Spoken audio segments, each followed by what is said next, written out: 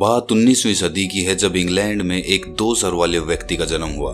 उनका नाम था एडवर्ड मोड्रैक। एडवर्ड मोड्रैक कोई आम आदमी नहीं था क्योंकि वो दुनिया में 2 सर के साथ पैदा हुआ था। जब उनका एक चेहरा सोता था तो दूसरा चेहरा जागता था। दोनों सर आपस में जुड़े हुए थे। एडवर्ड मोड्रैक का दूसरा सर कुछ लिमिटेड ही काम कर पाता था, जैसे कि वो पीछे के सर से देख सकते थे पर बोल नहीं सकते थे, खाना भी नहीं खा सकते थे, लेकिन पीछे के सर से वो हंस और रो दोनों सकते थे। जब उनका एक चेहरा रोता था तो दूसरा चेहरा हंसता था। ऐसा प्रतीत होता था जैसे वो जो चाहता है वो उसे मिल गया। उनके पास 2 सर होने का अर्थ था इविल ट्विन होना। एडवर्ड शिकार थे disturbing genetic defect of birth से।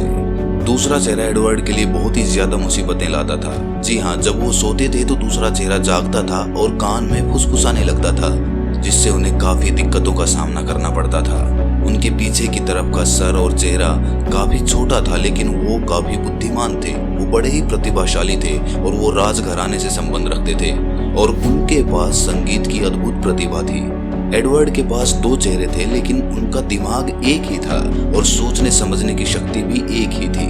रात में सोते समय उनका चेहरा क्या फुसफुसाता था वो इसे कभी समझ नहीं पाए और ना ही कहीं लिख पाए। इन सभी चीजों की वजह से एडवर्ड की स्थिति पागलों जैसी हो गई थी और उन्होंने खुद को आइसोलेशन में रख लिया था, हर चीज से दूर, हर व्यक्ति से दूर। उन्होंने अपने माता पिता और दोनों बहनों से सारे संपर्क खत्म कर लिए। एक ऐसा आदमी जिसके पास धन था, शक्ति थी और प्रतिभा थी, लेकिन इन सब चीजों का कोई भी मतलब नहीं था क्योंकि वो जुड़े हुए सर की बीमारी से पीड़ित थे जो उन्हें दिन रात परेशान करता था। लोग उन्हें शैतान के रूप में देखते थे और ताने देते थे।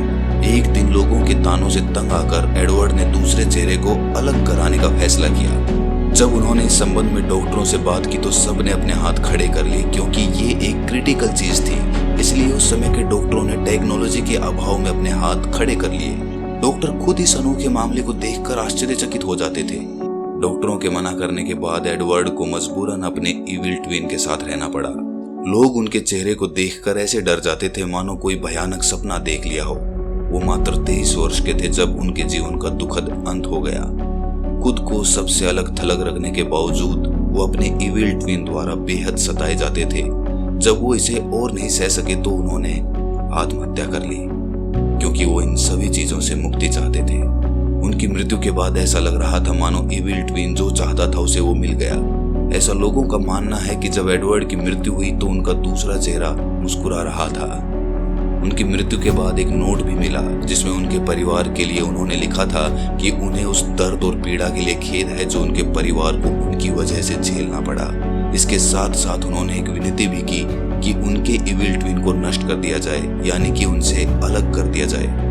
एडवर्ड का मानना था कि अगर उनकी मृत्यु के बाद उनके इविल ट्विन को सर्जरी करके नहीं हटाया गया तो उन्हें कभी शांति नहीं मिलेगी और उन्हें इविल ट्विन के साथ रहने के लिए मजबूर होना पड़ेगा।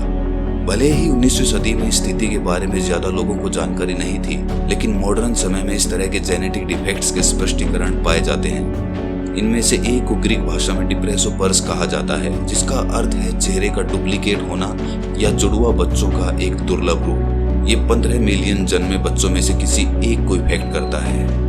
अब एडवर्ड मोड्रैक की कहानी कितनी सच है ये तो हम नहीं बता सकते, लेकिन कुछ लोग इसकी सत्यता पर विश्वास करते हैं। वहीं दूसरे लोगों का मानना है कि ये सिर्फ एक कहावत है और एक कवि की कल्पना जैसा है। अगर आपको ये कहानी अच्छी लगी तो इस चैनल को सब्सक्राइब कर लें और इस वीडियो को लाइक कर दें। और हाँ, साथ में बेल आइकन को प्रेस करना ना भूलें ताकि आप ऐसी कहानियां मिस ना कर सकें।